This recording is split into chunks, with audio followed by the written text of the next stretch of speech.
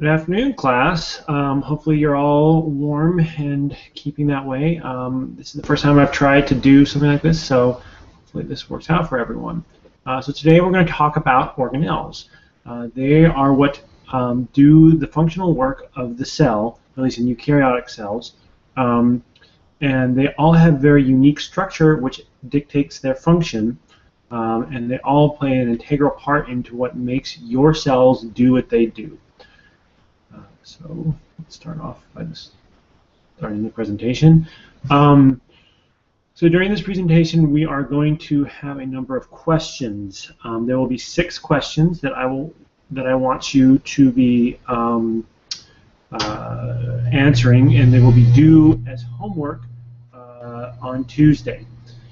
So if you have any questions about the nature of the quiz on Tuesday, be sure to email me.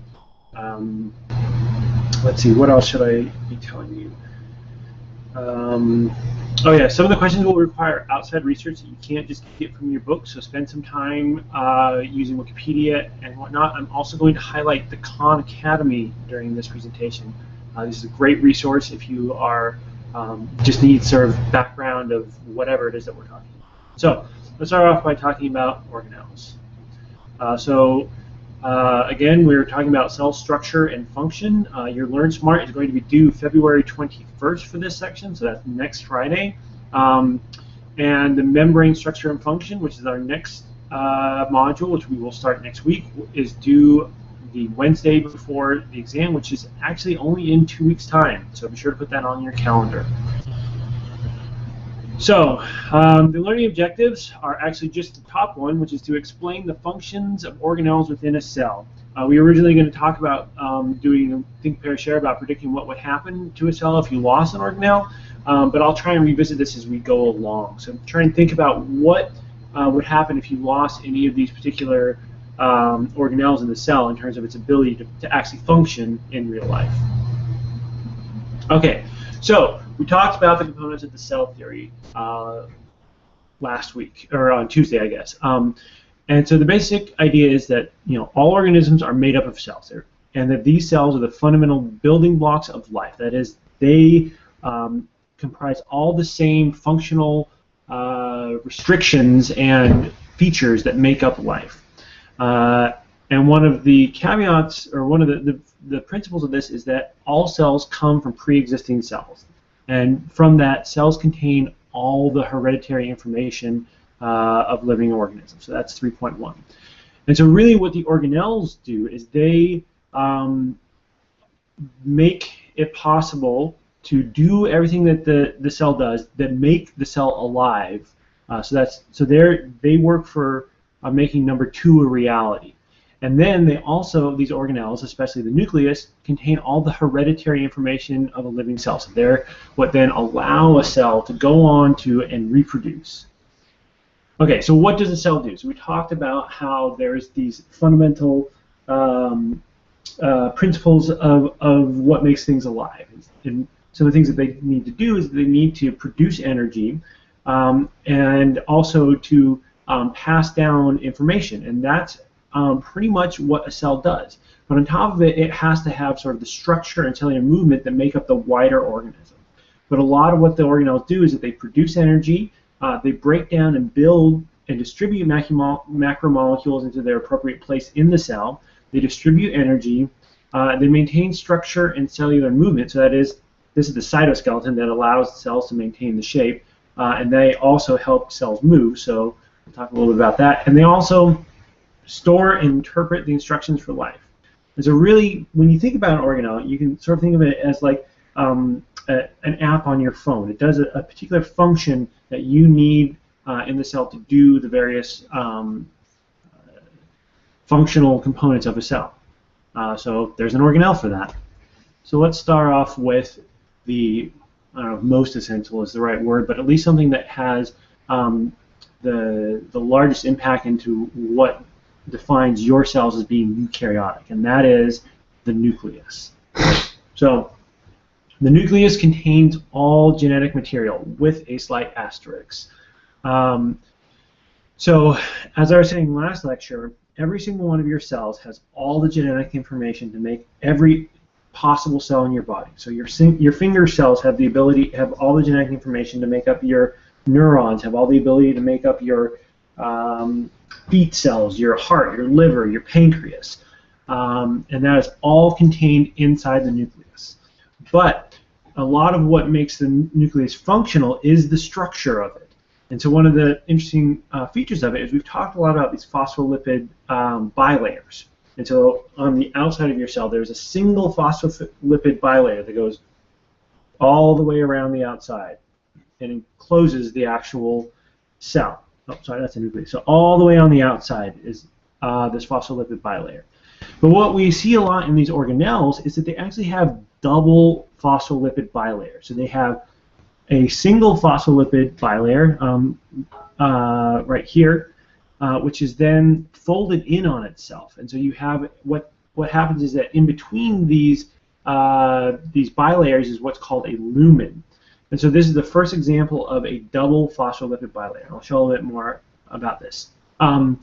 The main function of the nucleus is to sequester your DNA, to keep it inside, away from the other organelles, and also to package it into a manageable form. Because a single chromosome, all your chromosomes, if you line them back to back, would be about 2 meters long. So that's like 7 feet of DNA material in every single one of your cells. And so it needs to be packaged and put into a manageable size. And so the basic principles of the nucleus is that DNA stays inside, so there's DNA inside, and then from that DNA is made RNA, which comes out into the cytoplasm where proteins are made, and then proteins come back in. And so in order to manage this sort of exchange of information and of functional protein, you have to have these little nuclear pores that allow proteins and RNA to go in and out, but they also regulate which proteins and RNA go in and out while keeping the DNA inside. And so you can see here, this is a picture from your book, these nuclear pores are spotted all over your nucleus. And so it's not just like you have one or two, it's all over the nucleus. Okay, so when we talk about the nucleus, it's impossible not to talk about the central dogma of molecular biology. It's what dictates why we have these particular functions. So I talked about how your DNA is the information and blueprint that has the design for for every cell in your body, and it's what makes you uniquely you. It's what separates everyone in this class from each other in terms of what makes them different. And so that acts as an information or blueprint and is found inside the nucleus. But according to the central dogma of molecular biology, DNA makes RNA, which then makes proteins. And protein is the functional unit of the cell. And so in order to make the protein, there has to be an intermediary piece of information called RNA. And so these are both nucleic acids, and the protein is, of course, an amino acid or peptide. And so when we talk about this, just realize that this sort of central dogma is dictating why we have this flow of information in and out of the nucleus. Okay, so how do phospholipid bilayers work? They act as barriers between different watery segments of your cell or the outside world. And so DNA, RNA, and protein are all generally hydrophilic. There are certain proteins that have hydrophobic cores, and in fact the nuclear pore complex has a small section of hydrophobic side that interacts with the phospholipid bilayer. But the DNA and RNA and proteins are generally hydrophilic, and so whereas these phospholipid bilayers are hydrophobic, and so this is why you need these pores in the bilayer. You need a way for the RNA, which is copied from the DNA, to get out, and then you need a way for the proteins from the outside to get into the nucleus. So these pores act to regulate how much RNA gets out and how much protein gets in. And so they're an integral part of the functional capacity of the nucleus. So like I said, pores allow RNA and proteins to allow RNA out and proteins in. I'll change that on the eventual slide. Sorry about that. So it should say pores allow RNA out, proteins in. And the pores themselves form a very unique structure because of this double membrane. So you have your single membrane. So normally on a single membrane you would have just this continuing on like this without this other membrane. But because of the nature of the nucleus, you have this outer membrane, inner membrane that the pore forms a pore through. One of the reasons why they have these pores is that it can actually regulate which proteins can get into and out of the nucleus as well. You only want a certain subset of proteins to come into the nucleus. You don't need the proteins that are involved in metabolism to be inside the nucleus. And in fact, that actually would be a bad thing, because a lot of the metabolic byproducts can damage or degrade DNA. And so you want that part of the cell to be segregated away from the hereditary information that's going to be passed on generation to generation. And so the nuclear pore regulates which proteins get in, and also helps facilitate the export of RNA. So RNAs don't. So in order for this to happen, there are only certain proteins that are allowed in, and they have what's called a nuclear localization signal. So we'll talk a little bit more about this when we get into genetics. But just realize that some proteins are designed to be imported into the nucleus, and some of them are designed to be excluded from the nucleus. And the ultimate arbitrator of this is the nuclear pore. And so one of the questions that I sort of think about when I think about the nucleus is, why do you want to have your DNA segregated? Why would you want it to be in its own compartment away from the rest of the cell? And so I've sort of given a preview of this, in that, you know, a lot of what happens in the cell is very dynamic metabolic reactions that could cause damage to your DNA. But also think about viruses and think about bacteria. You don't want these. You want as many barriers between your hereditary information and these pathogens that could attack your DNA as possible. So we might touch on this a little bit, but there are a number of viruses that actually have the ability to integrate their DNA into your DNA. And so you want another layer between your DNA and the outside world. And so this is all sort of protective of your DNA. Okay, so your first quiz question. I'll give you a second to write this down. Why do some proteins need to be in the nucleus? Give me 3 examples of proteins and their role in the nucleus. 1 sentence each. So again, you might need to go onto Wikipedia or Google and just try and find examples of proteins that are used in the nucleus, and talk about what their role is in biology. But I only want a sentence for each. Okay? All right. You writing that down? Why do some proteins need to be in the nucleus? 3 examples and their roles that they play in the nucleus. 1 sentence for each. All right. So the cell has your genetic information, and it puts it in one organelle. It puts it in this one this nucleus. The next step that your cell needs to do is it needs to build and distribute macromolecules, and there's an organelle for that. So the simplest unit that allows you to make proteins is what's called a ribosome. And so this takes your mRNA that has come out of the nucleus and translate it from this nucleic acid sequence into a peptide, into a protein sequence. This is we're mainly talking about eukaryotes and prokaryotes in this, or eukaryotes in this particular section, but ribosomes actually are used by both eukaryotes and prokaryotes. And so no matter what, you need to take the DNA information, translate it or transcribe it into mRNA, and then translate it into protein. Even if you are a prokaryote, you still need to have that ability. And so both eukaryotes and prokaryotes have ribosomes. Now, most of the organelles that we're going to talk about today, most of the things that we're talking about today have phospholipid bilayers. That's because they're larger structures that have compartments that need to do particular functions. A ribosome is not surrounded by any kind of phospholipid bilayer. it's comprised of 2 subunits, each consisting of a combination of RNA and protein.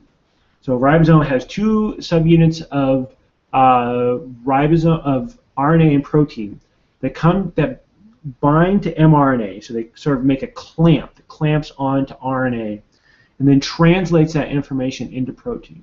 And the actual process is fairly complex, but basically what you need to know is that it takes this nucleic acid information and then translates it into the protein, the functional protein that will then do the various jobs in your cell. And it has a very interesting relationship of both RNA and peptides that are actually in the functional component of the ribosome.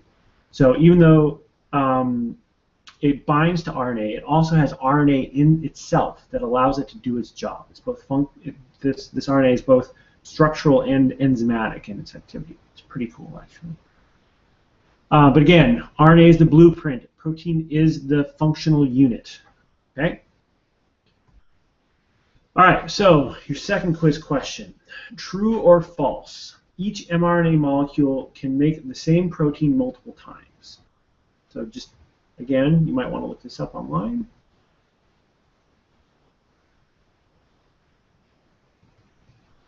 Okay. Next question. I don't expect you to actually answer this right now. I was assuming you would write it down and then come back to it later. Okay, so your cell needs to make a lot of proteins, and a lot of proteins need to be put in the right place in your cell. And so the endoplasmic reticulum is actually what does this job in your cell. And so a lot of ribosomes are free-floating, but a lot of them are actually on what's called the rough ER. So you can imagine a sort of layer of phospholipids in which you have a bunch of ribosomes dotted on them. And so they're what's the rough part of the rough ER. And so on this, the ER is actually, I don't know if you can see this, but it's actually congruent with your nucleus. And so you see this double membrane of the nucleus actually comes in and makes the rough ER. And so one thing that you can sort of think of is by providing this surface, you can then maximize the amount of RNA of protein production that you can do by by folding it over and over and over again. You get more surfaces for you to translate your RNA into protein. And so what's interesting about this is that normally, so there are ribosomes that are just floating around, and they will just transcribe a protein, and the protein is there.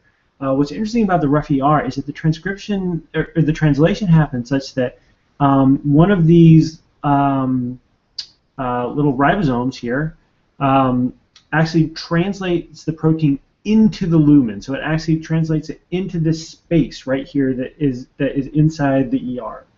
And so now it's been excluded away from the outside, away from your the cellular environment, into a sequestered area. And then what happens is that the smooth ER, which is connected to the rough ER, forms vesicles that allow for transportation of these proteins to the proper place in the cell. And so so if you want to think about it, the smooth ER makes the proteins, and then the rough ER makes the proteins, and then the smooth ER gets them ready to be transported around the cell. And again, this is sort of almost part of the nuclear envelope, part of the nucleus. They're sort of just on the outside of the nucleus. Really an amazing structure. Okay, so I said that the endoplasmic reticulum, which I'm just going to call the ER, just so you know, ER equals endoplasmic reticulum, facilitates transport of proteins around and out of the cell. What it actually does is it takes these proteins and transports them to the eventual shuttle organelle, which is called the Golgi apparatus. And so the Golgi apparatus is what eventually takes the proteins and strips it down to its bare functional unit, and then transports it either around the cell or out into the out of the cell and into the outside environment.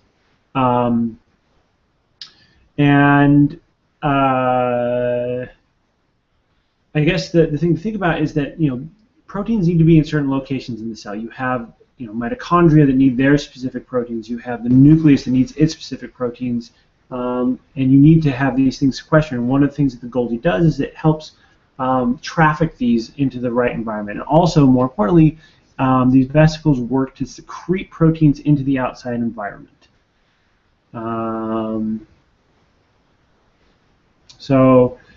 Also, similar to the idea of the nuclear localization signals, there are specific signals on a protein that dictate where it will go, and the Golgi interprets these signals for either export or transport around the cell. Okay, so this has been a fairly complicated series of explanations. I think one thing that you might want to think about doing is right here I have a YouTube clip that has a link to the Khan Academy, and he does a fantastic job of explaining all these different features of all these different endomembrane organelles. So it talks about the nucleus and the ER and the Golgi and how they all interact with these large macromolecules of RNA and DNA and protein.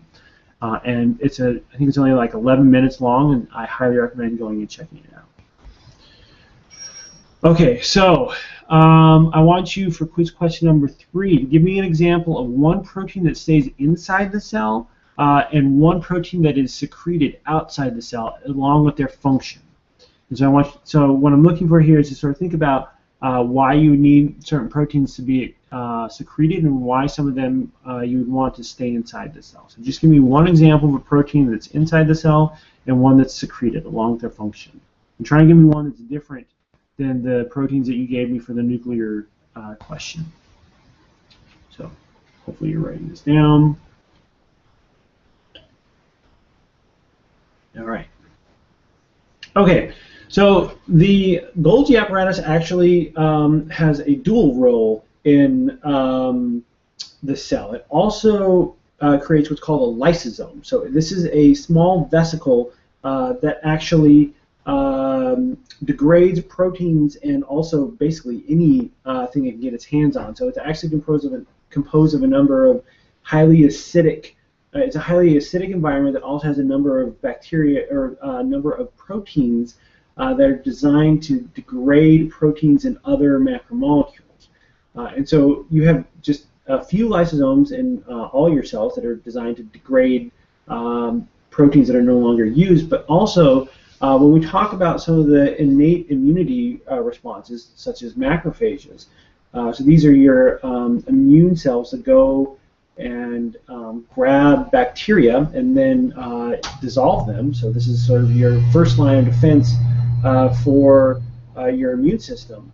So the dissolving is actually done by these lysosomes that come from the Golgi apparatus. And so this is another role of the Golgi apparatus, is to make these lysosomes that dissolve the proteins and bacteria.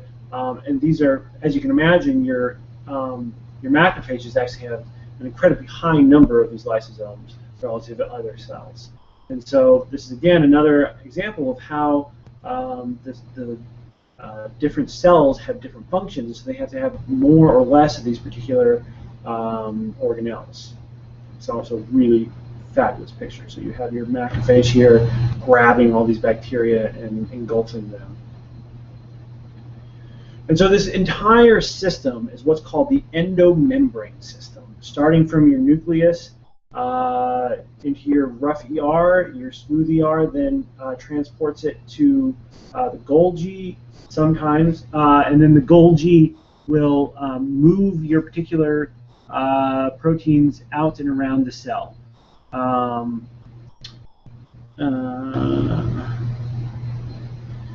Of course, not all proteins are secreted. Most of your proteins are actually kept in your cell. But on top of it, your Golgi makes these lysosomes. So sometimes when your cells consume proteins, the lysosome is what collects. So you form these sort of incoming vesicles, which then fuse with your lysosomes, which then degrade your macromolecules. And so a lot of the sort of nutrient exchange that happens with your cells, sort of taking fat and protein from the outside environment, is done by these lysosomes. Yeah. I think that's pretty much it. And again, not all proteins are made on the rough ER. Likewise, not all proteins are secreted or transported by the Golgi, but some of the actions in your cell are performed by these organelles.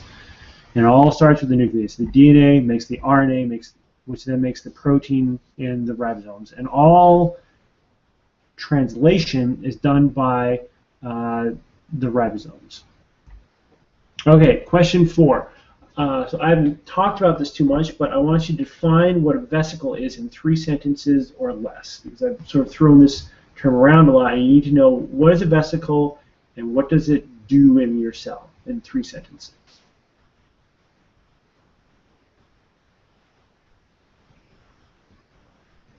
Okay. All right, so what else does your cell need to do? One of the fundamental principles of life is that you need to produce energy. That is, that you need to use and produce energy. And the preferred currency of energy in your cell is adenosine triphosphate. And so something needs to take the energy. When we talk about these energies like fat and sugar, you need to take that energy and make it into the currency of the cell, which is ATP. And that is done by the mitochondria. And so, again, this is a double-membraned organelle. So it has an inner and an outer membrane, and a lumen, so I've used this term before, that separates the 2 membranes. The mitochondria's job is to synthesize ATP from carbohydrates. So it breaks down these carbohydrates and synthesizes ATP from them. And the way it does this, and we'll talk about this more when we move on to metabolism, is that it actually uses its membranes and its ability to separate the inner and outer self from the outside world to produce ATP molecules from ADP. So remember, we had those 3 phosphates with ATP, whereas the ADP only has 2. And so this is what's called cellular respiration. So the mitochondria perform cellular respiration.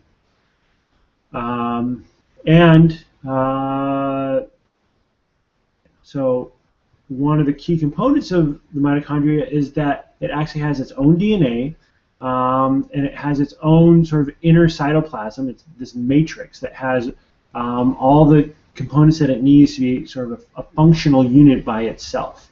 So it has ribosomes, and it has all the different proteins that it needs to do its job. And then the main particles that it does its job are with these ATP synthase. So these are just proteins that are able to convert ATP or ADP to ATP using the energy from carbohydrates and fat. And we'll talk more about this when we get to metabolism. And so these guys are in almost all of your cells. I should also point out that not all organelles are in every cell. So some cells have gotten rid of certain organelles because it's not part of their daily function. Okay, so another organelle that is specific to plants is what's called chloroplast. And so these are what are a type of plastid, which is just a term for these organelles that can take light and make energy from it.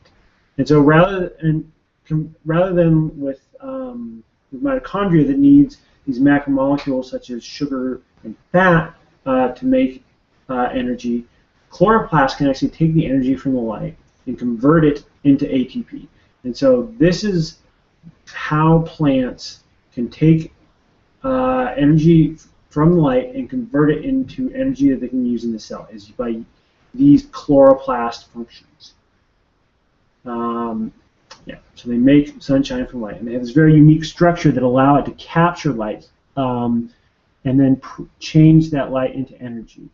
And you can sort of, and the green color that you see in plants is because of these chloroplasts, because of they have to be this specific color to absorb the light in an optimal way.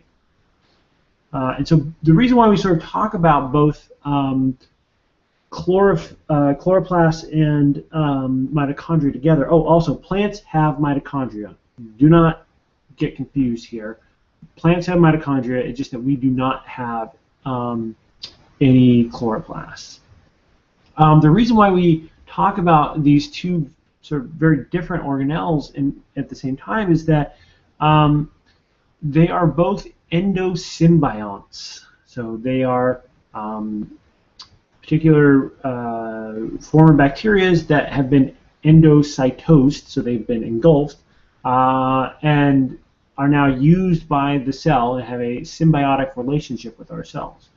And so the evidence that we have that they're endosymbionts is that they each have their own DNA. That's the primary piece of evidence. So they have their own DNA inside of themselves, which is not transferred with our DNA. Now, in saying that, here's an interesting little tidbit. There are actually parts of the mitochondrial DNA that have been integrated into our own DNA.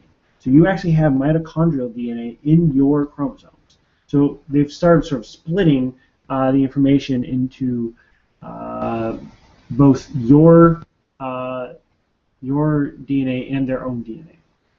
The other reason why we think they are endosymbionts is that they have their own membranes, they have their own particular characteristics, and also the way they reproduce is very similar to prokaryotic fission. They pinch in half. So basically, when you want to make more mitochondria, they sort of have these fission events where the membranes invaginate and split the two different mitochondria from each other. And so these are sort of the three main evidence that we think indicate that these are endosymbionts. Also, if you look at their structure, they're very similar to, the chloroplast is very similar to the cyanobacterium that also photosynthesize. Okay, so now I'm going to play you guys a video. This is a summary of the organelles that we've been talking about from the Khan Academy. So again, I think this is a great resource. Hopefully this starts soon.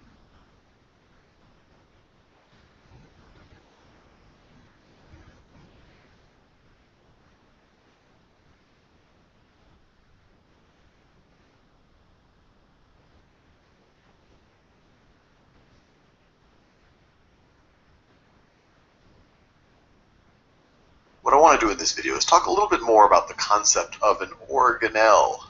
Organelle. And as you can see, it contains the word organ, and that's because the idea of an organelle is related to the idea of an organ. If you're talking about a human being, if you're talking about me, I have a liver. A liver is an organ. I have lungs. I have a heart. These are substructures of cell.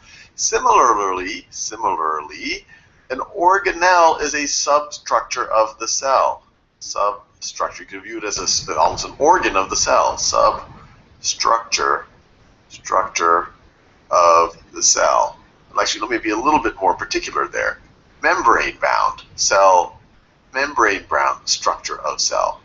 Membrane-bound structure of cell. So, for example, let me draw a cell.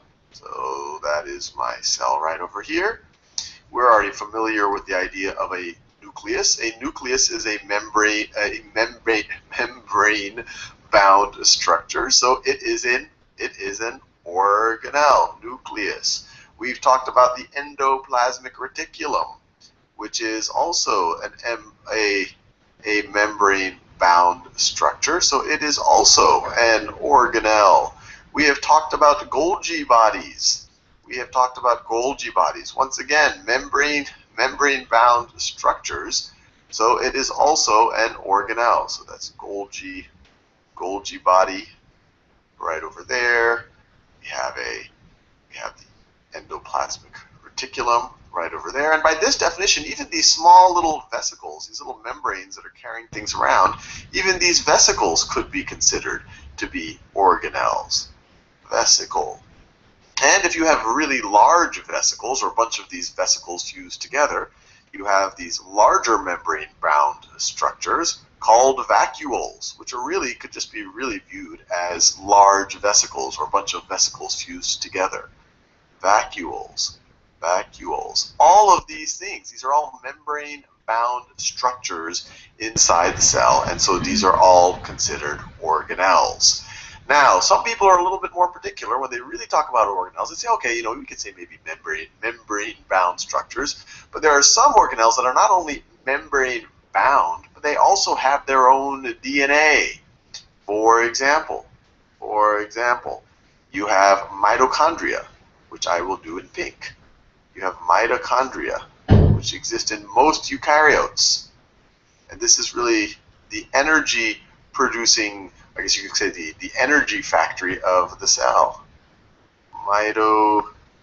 Drawn like this, it has an inner and an outer membrane, so that right over there is mitochondria, where the energy, it really takes sugars and is able to take that sugar chemical energy and turn it into ATP, which I guess is still chemical energy, but a more useful or a more readily used form of energy.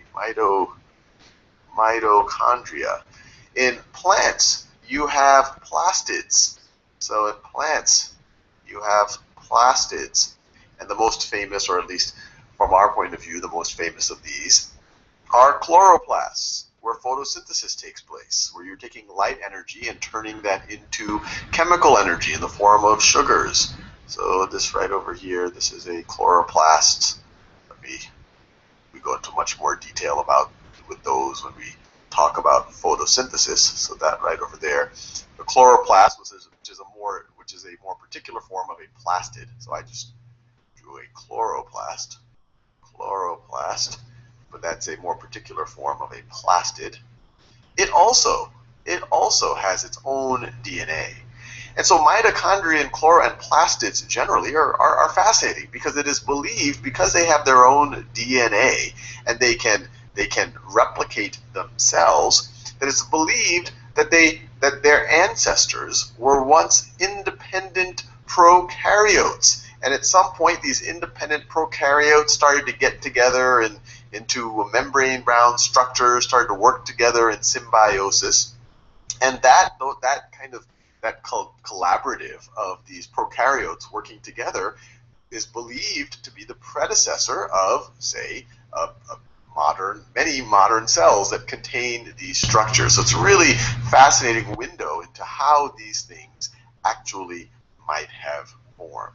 But the big picture here that I just want to make sure we understand is an organelle is really, it's generally viewed as any membrane-bound structure, anything as simple as a vesicle, all the way to something that has its own DNA, like mitochondria or plastids.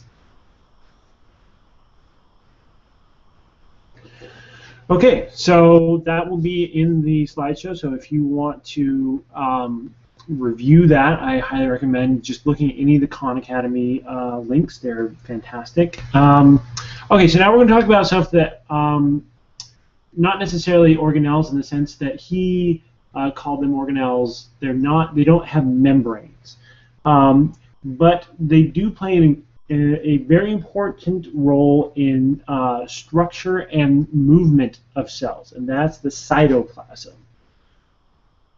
So we always talk about the typical cell. Well, cells don't look typical. So we talk about the structure dictating function, and so the structure of different cells is specific to the actual function that cell plays. And that is dictated by the cytoskeleton. Cytoskeleton is very similar to our skeleton in the sense that it's what gives the cell its shape. But unlike our skeleton, the cytoskeleton is dynamic. It can be broken down. It can be built up again. And on top of it, it acts as, even while it's forming the structure, it actually also acts as a conveyor belt for various macromolecules as well as whole organelles. And so they have this ability to sort of move and also maintain the structure of cells. And so here are some examples of how the structure of these different cells, which is dictated by the cytoplasm. So we already talked about these red blood cells having a problem with one of their proteins, which changes their shape in sickle cell anemia. Similarly, in your inner ear cells have these typical sort of what is that? Skyscraper projections, and that's also dictated by the structure of the cytoplasm. Whereas neurons have these incredibly long growths that go out for, there's some neurons who have growths that go from your head down all the way down to the bottom of your spine. So a single cell has that, and that's all done by these cytoskeletal components. Also, the cytoskeleton is what drives cell divisions, is what allows cells to first segregate their DNA and then also close up to form two different cells. It's all done by the cytoskeleton. And so there are actually three components of the cytoskeleton. There are microtubules, intermediate filaments, and microfilaments, and they all perform overlapping but separate roles in the cell. And so the smallest components are called microtubules, and so they do two main jobs in the cell. They help cells move, and they move small molecules. Small being, you can have like proteins or other larger things, but relative to organelles, small molecules. And the process of moving these molecules is called cytoplasmic streaming. It's one of the more striking and beautiful components of the cellular environment. And the way they actually help you move is we're going to talk about the sort of the flagella that act as like propellers. What these do is they sort of allow finger-like growths that sort of move out and along a particular surface, and so they're sort of like making. Here, let's see if I think I have a video here. Yeah. So one of the best examples of a cell moving using the actin cytoskeleton is actually an amoeba moving, and so this is all done via the sort of production of these. Oh, we're gonna have an ad. Sorry about this. Okay, let the games begin. Thanks, YouTube. That's fantastic. So what's actually happening here is you see these projections that are coming out. That's actually being projected by the actin. So they're pushing against the edge of the cell, which then squeezes out these sort of finger-like growths, which allow the amoeba to move and eventually engulf its prey. And so you can sort of see behind it the actin pulling the rest of the cell along with it.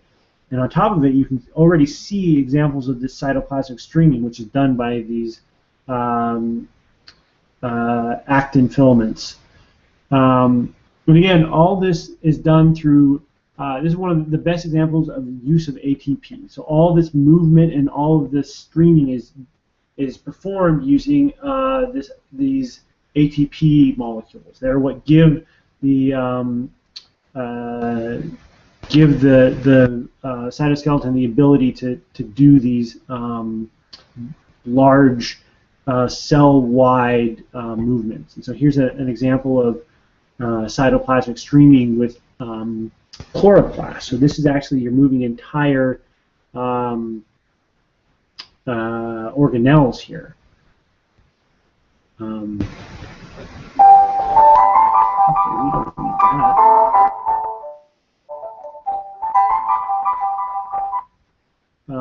And so you can sort of see these things streaming through the cell. And this is done through the cytoplasm. So this is one of the main roles of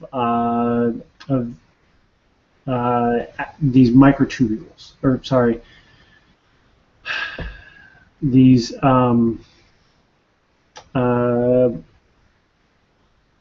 yeah. Okay. So why don't you give me so for the fifth quiz question, why don't you give me 3 examples of stuff that actin moves through the cell? So again, you'll probably have to go online to find this, but try and find examples of things that actin moves around the cell. Okay. So yeah, sorry, microfilaments, not microtubules, microfilaments. So that's an important distinction. There are microfilaments, which is made of actin, and microtubules, which we're going to talk about in a second. But what actually gives the cytoskeleton, its shape is these intermediate filaments, and so they're the ones that dictate the ear cells having that particular shape versus the blood cells having these particular donut shapes. And so they're what overall give the cell their particular shape. And so then the final component of the cytoskeleton are microtubules. And these are hollow tubes that can actually move large organelles around the cell. They are composed of alpha and beta tubulin. So you have these sort of strings of alpha and beta tubulin that form a hollow core. And so this is an example, as we were talking about, of the quaternary structure of proteins, so multiple proteins interacting together. And again, one of their sort of integral roles of microtubules is in cytokinesis, so the division of a cell. So if you look over here in this, my favorite C. elegans, the blue right here is DNA, and all these green filaments are the microtubules. And so you can see them, they grasp onto these DNA components and pull them apart. And then they'll start enclosing the membrane around the outside of the two new cells. And so this is one of the main jobs of the microtubules. Okay, so I mentioned it, but I want you to tell me the two main functions of the microtubule organizing centers, or MTOCs. And so that's your final quiz question. Okay. Okay, so one of the final roles of microtubules is in creating these large structures called flagella. These are the things that come out of the back of sperm, and so they actually are made by the microtubules and in this particular structure, and act in a whip-like fashion using ATP. So this is the ATP over here that allow it to whip and move cells very rapidly relative to the size of their body. So this is the final job of microtubules in the cytoskeleton. So just, I guess what I really want to take away from here is that there are three different components, three classes of the cytoskeleton with overlapping roles. They give the cell shape, they allow the cell to move, and they also allow the internal organelles and macromolecules to be shuttled around the cell. They work as conveyor belts. So here's a great example of how a flagella allow a eukaryote to move around its environment. So we talk about sperm, but this is an example of a single-celled eukaryote using its flagella to move around. Oh, and also you can see that on the back here you have your flagella. So this is the flagella back here, but there's also this broader cell-wide changing of shape that is done by the rest of the cytoplasm that allows it to sort of move around in its environment. And so this sort of, anytime you see a change of shape of a cell in a coordinated fashion, that's an example of the cytoskeleton doing its job in changing the cell, and yeah, it's an example of the function of the cytoskeleton. So you can sort of see it ooging along with this flagella propelling it. You can also see all the organelles inside of it. So these are all different organelles that do specific jobs. That's pretty cool. Okay, well, thank you for paying attention for me for a little less than an hour. There will be a quiz on Tuesday. We're going to start talking about membranes. And your next Learn Smart is due on Friday. All right, thanks, guys.